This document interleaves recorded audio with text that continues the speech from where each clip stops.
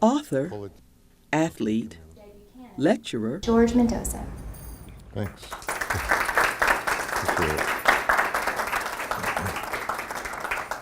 and artist. That's a full plate for anyone, but imagine accomplishing all these things after you've been diagnosed legally blind.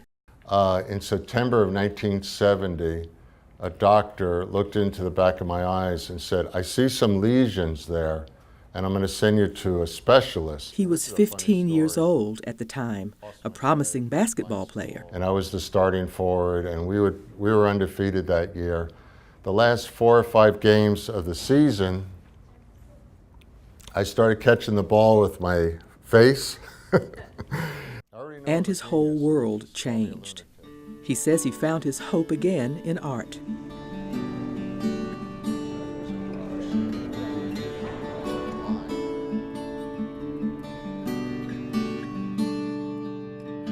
Colors of the Wind is a National Smithsonian touring exhibition. One of the stops was the Irving Arts Center, where Mendoza regaled his audience with stories of his career.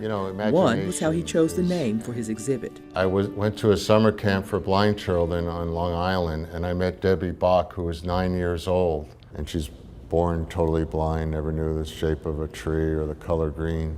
She just turned around and blew me away she asked me, "What color is the wind?"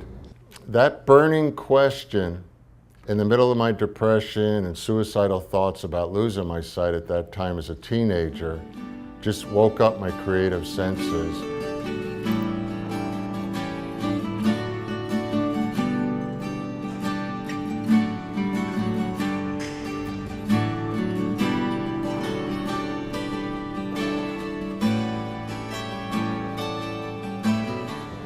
Ironically, I paint what I see, and I have, every night I dream in color.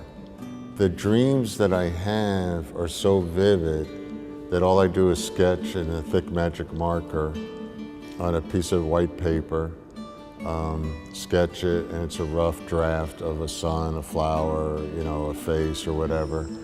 And then from there I just add color, color, color. The blindness has not limited George, but challenged him to succeed beyond all expectations. Before I lost my sight, I wanted to be an athlete or a writer or an actor. And after the sight, I actually became all of them. I was a runner, I write books, and I speak, and I paint. I'll answer your question by saying this: I'm in the amazing business.